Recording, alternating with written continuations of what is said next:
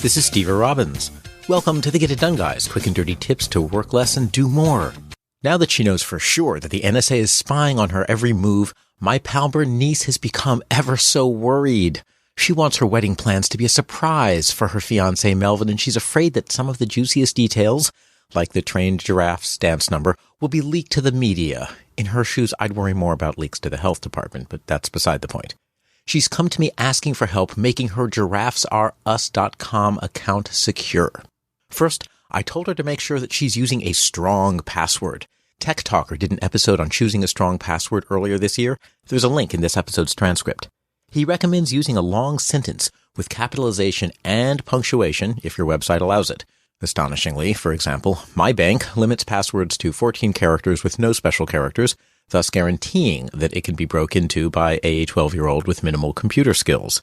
Bernice likes the password sentence, "I love Melvin," but it's weak. The sentence can be guessed by anyone who knows her, and the NSA knows her really, really well. Also, the sentence is grammatical, and a recent paper from Carnegie Mellon and MIT found that using grammatical sentences makes it much easier for perpetrators to guess a password.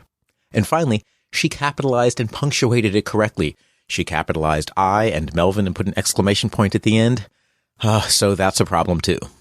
To make her password more secure, she made it ungrammatical. She capitalized incorrectly and she put the punctuation in unexpected places.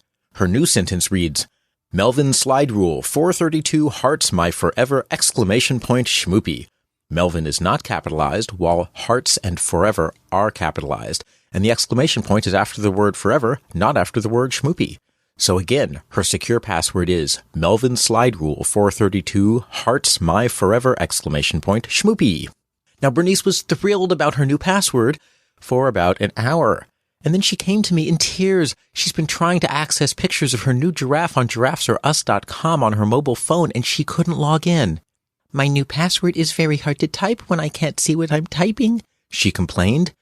It's true. Password fields show little round circles, so Bernice doesn't know if her long sentence with weird capitalization, numbers, and punctuation marks has been typed correctly. There's a simple solution, but first, we have to understand how we got to this sad state of affairs. Once, computers took up entire rooms and had dozens of users. This was called time sharing. The idea comes back every few years with completely new terminology so that the IT industry can justify its continued existence. You probably know time sharing as client-server, or thin client, or most recently, the cloud. It's all basically the same idea, but we can't really say that out loud, or we'd have to admit that most of what passes for innovation is really cheap imitation of the past on a new piece of hardware with added features. But the world was different back then. People used printing terminals, not video displays. There was a paper record of everything you typed. People also would sit side by side in the terminal room so that you could glance over and read what your neighbor was typing. That was considered rude and tacky, but we all did it anyway. This made passwords tricky since they were visible.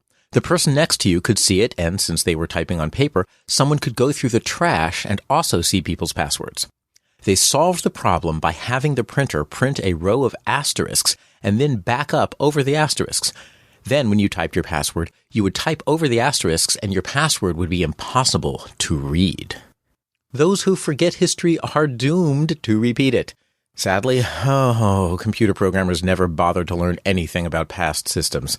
That wouldn't be fun, and it would mean that each new generation of programmers would actually have to learn, study, be creative, and invent something new, and that's really hard to do. So instead, they just reinvent the past without understanding why the past got that way. Just ask the 9,000 apps in the App Store that make your 8-megapixel digital camera look like Dad's 1972 Instamatic camera pictures that had been left in the sun for too long. We call this progress. Ask me sometimes why DOS only allowed uppercase file names. Computers evolved to single-user PCs with screens and cell phones. The practice of blacking out password fields, however, did not evolve.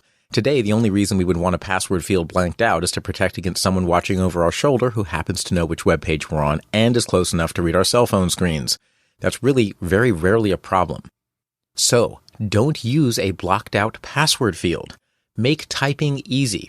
First, do check that no one's looking over your shoulder. Then, type your password, but not in the password field. Type it in the username field where you can actually see what you're typing.